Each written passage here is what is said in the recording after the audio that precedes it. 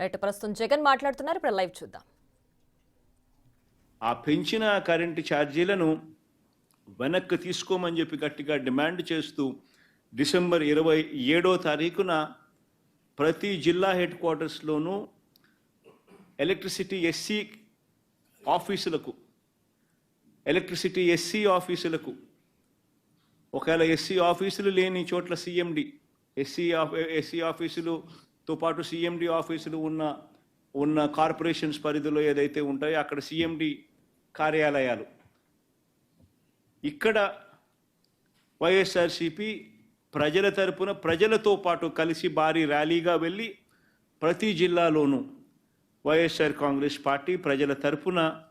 చంద్రబాబు నాయుడు గారి ప్రభుత్వాన్ని గట్టిగా డిమాండ్ చేస్తూ పెంచిన కరెంటు ఛార్జీలు ఉపసంహరించుకునేట్టుగా ఒత్తిడి తీసుకొచ్చే కార్యక్రమానికి డిసెంబర్ 27వ తారీఖున చేయబోతా ఉన్నాం. అదే మాదిరిగా జనవరి 3వ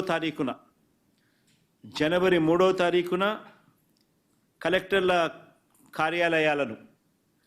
మళ్ళీ ఫీజు రీయింబర్స్మెంట్ విషయంగా పిల్లలకు సహాయం అందించాల్సిన పూర్తి ఫీజు రీయింబర్స్మెంటు, వసతి దీవెన, విద్యా దీవెన, వసతి దీవెన ఈ రెండింటికి సంబంధించిన బకాయిలు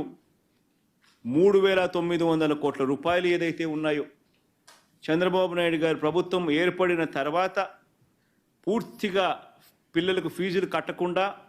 బకాయిలుగా పెట్టిన నేపథ్యం. జనవరి, ఫిబ్రవరి, మార్చికి సంబంధించిన ఫీజులు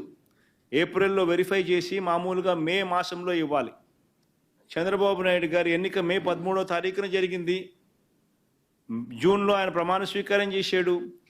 జూన్లో వచ్చిన వెంటనే ఆ ఫీజు రీయింబర్స్మెంట్ ఇవ్వాల్సింది. మొత్తం 4 క్వార్టర్స్కు సంబంధించిన ఫీజులు మామూలుగా వైఎస్ఆర్సీపీ ప్రభుత్వంలో ప్రతి క్వార్టర్ అయిపోయిన వెంటనే, ప్రతి 3 నెలలు అయిపోయిన వెంటనే 4వ నెలలో వెరిఫికేషన్ చేసి 5వ నెలలో ఫీజులు ఇచ్చే పరిస్థితి నుంచి ఏకంగా సంవత్సరం అయిపోయినా కూడా 4 క్వార్టర్స్ వరుసగా 4 త్రైమాసికాలకు సంబంధించిన ఫీజులు పెండింగ్లో పడిన నేపథ్యంలో వసతి దీవెనకు సంబంధించి ప్రతి ఏప్రిల్ మాసంలోనూ క్రమం తప్పకుండా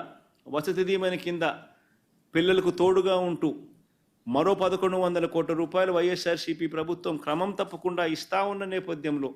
అది ఇవ్వని చంద్రబాబు నాయుడు గారి ప్రభుత్వాన్ని గట్టిగా నిలదీస్తూ విద్యా దీవెన, వసతి దీవెనకు సంబంధించి విద్యా దీవెన కింద 2,800 కోట్ల బకాయిలు, వసతి దీవెన కింద 1,100 కోట్ల రూపాయలు, మొత్తం 3,900 కోట్ల రూపాయలు చంద్రబాబు నాయుడు గారిని గట్టిగా డిమాండ్ చేస్తూ చదువుకుంటా ఉన్న పిల్లలకు తోడుగా ఉండే కార్యక్రమంలో భాగంగా పిల్లలతో కలిసి వైఎస్ఆర్సీపీ జనవరి 3వ తారీఖున కలెక్టర్ల కార్యాలయాలకు వెళ్ళి రిప్రజెంటేషన్ ఇచ్చి డిమాండ్ చేసే కార్యక్రమం జనవరి 3వ తారీఖున చేస్తుంది. 3 ప్రోగ్రాములు డిసెంబర్ 11వ తారీఖున, డిసెంబర్ 27వ తారీఖున, జనవరి 3వ తారీఖున రైతులకు సంబంధించి, పెంచిన కరెంటు ఛార్జీలకు సంబంధించి, పిల్లలకు సంబంధించిన ఫీజు రీయింబర్స్మెంట్ బకాయిలకు సంబంధించి 3 ఇష్యూస్ మీద వైఎస్ఆర్సీపీ గలం విప్పుతా ఉంది. గట్టిగా ఉద్యమ బాట పట్టే కార్యక్రమం చేస్తుంది. ప్రజలు ఎదుర్కొంటా ఉన్న సమస్యల మీద, మరీ ముఖ్యంగా 3 ప్రధానమైన అంశాల మీద,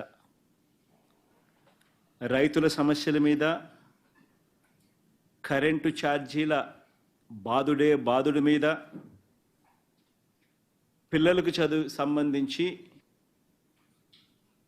ఫీజులు కట్టలేని పరిస్థితిలో ఉన్న పిల్లలు ఎదుర్కొంటా ఉన్న సమస్యల మీద,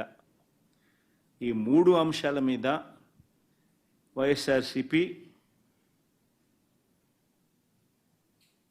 డిసెంబర్ మాసంలో ఈ 3 అంశాల మీద గట్టిగా ఉద్యమ బాట పట్టే కార్యక్రమానికి శ్రీకారం చుడతా ఉన్నాం. ఇందులో భాగంగా